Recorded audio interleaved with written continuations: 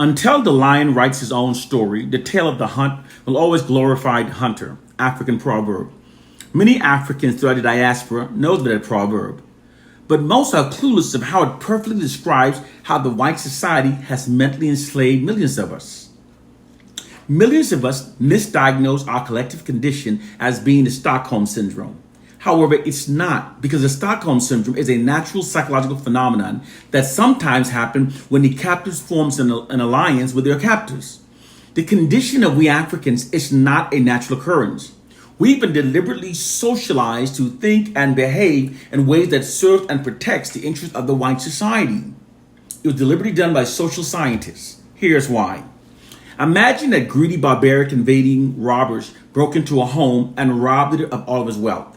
Then, while leaving the home in ruins, these invaders kidnapped some of the children from the home to make into their slaves.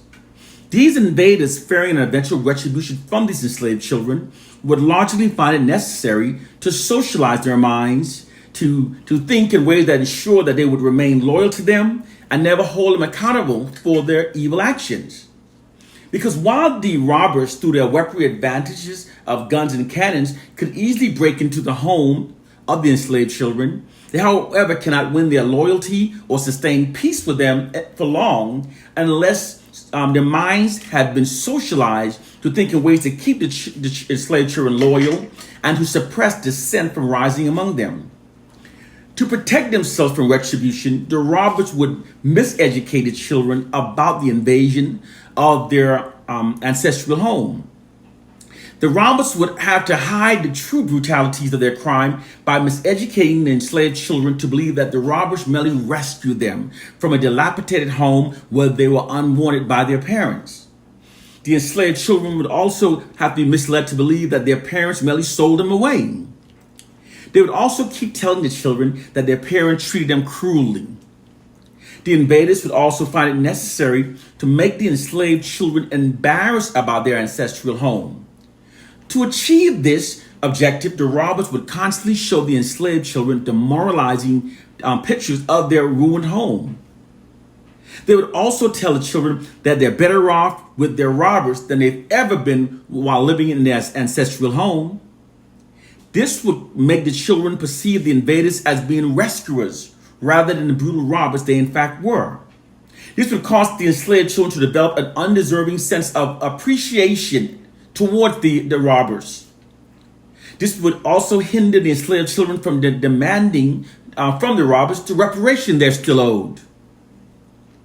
To further ensure that these enslaved children remain loyal, the robbers would would condition them to believe that they are their own worst enemies and that they therefore should only trust and respect their robbers and that they need the robbers to govern over their lives. This will keep the enslaved children more compliant towards their robbers. This is exactly what the white society has done to Africans throughout the diaspora through the monopoly over information that we receive. The white society has miseducated us to believe that we're now better off living under white dominance than at any previous time in history, because before Europeans invaded Africa, they alleged that our ancestors were uncivilized, illiterate, and living as wild animals. This conveys a subliminal message that slavery benefited we Africans. This lie makes millions of black people feel indebted to the white society for having enslaved our ancestors. Because we've been made to perceive it as being more of a rescue mission that ultimately benefited us. Because it delivered us from the primitive world of Africa. That's how they've been brainwashed to think. They further this process by also miseducating us to believe that most of the slaves were sold off. Their version of the transatlantic slave trade has been whitewashed to reduce the white society's culpability by greatly exaggerating the Africans' participation in the selling of the slaves. And to support this lie, many white artists were hired to produce fictionalized paintings of Africans selling Africans to the white invaders.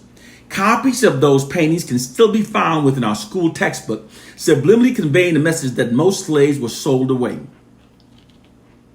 This revision of history, shifting the blame of slavery more greatly onto Africans, endorses the false narrative propagated by the white society that black people are our own worst enemies, and that black people should therefore trust and respect only whites. This subliminally happens without most black people even realizing it. The human mind is easily manipulated when people are unaware of what's being done to them. To further convey the falsehood that most African slaves were sold away by other enslavers, that's the image they put in the movies. When you're watching all of these movies, you're always seeing that aspect. You're not seeing the reality. The reality is many Africans who participated in the slave trade did so under duress. Once they realized that they could not overcome the weaponry advantage of guns and cannons, they made a deal. So, okay, we'll help you catch the other slaves if you leave our tribes alone. That most of the Africans' participation in the slave trade was done under duress. But we are looking at the white man's version of history that exonerates him and places the blame more greatly upon Africans. Critically think and ask yourself this question. If Africans owned all the gold, diamonds, minerals, and natural resources, and Western money had no value in Africa, and the West had nothing that Africans needed, how then is it possible that a majority of the millions of slaves were fairly purchased? And given all that we know about Caucasians, why wouldn't the greedy white invaders maximize their profit by using their weaponry advantage of guns and cannons to kidnap most of their slaves? Once you start critically thinking and looking at facts as they truly were, it becomes clear that most enslaved Africans were not fairly sold away. Furthermore, Africans were not illiterate and uncivilized before the Europeans invaded. That's a lie. When the Europeans invaded Africa, it was a profound act of betrayal, because long before they did so, it was Africans that civilized Europe. Africans introduced science, writing, math, philosophy to Europeans. Africans invented the wheel, paper, the calendar, the concept of 24 hours of the day. Africans are the first to build in stone and the first to smelt metal. The world's oldest university, library, manuscript, encyclopedia, human prosthetic, mathematical tool, medical journals are all located in Africa. And the world's largest wall is not the Great Wall of China. It's actually the Great Wall of Benin, located in Nigeria. It is 4 times larger than the Great Wall of China, and it is recognized by the Guinness World Record as the largest wall in history ever built. The white society has manipulated us to think it would have served them. And all of Greece's first scholars all openly admitted that they were educated by Africans. Africans introduced hygienic practices such as shaving, use of toothpaste, deodorant, and even a daily bath to Europeans.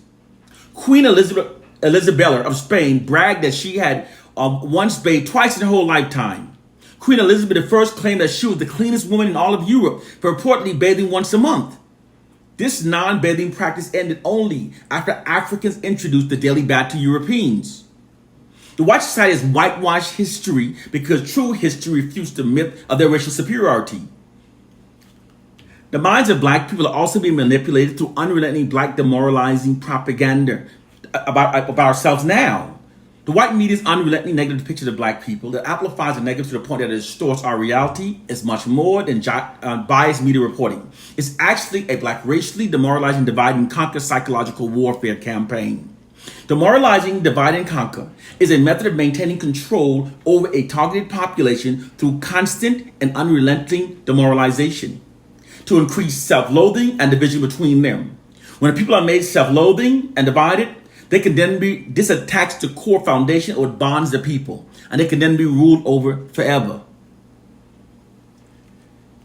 That introduction I gave you is exactly what's being done to black people.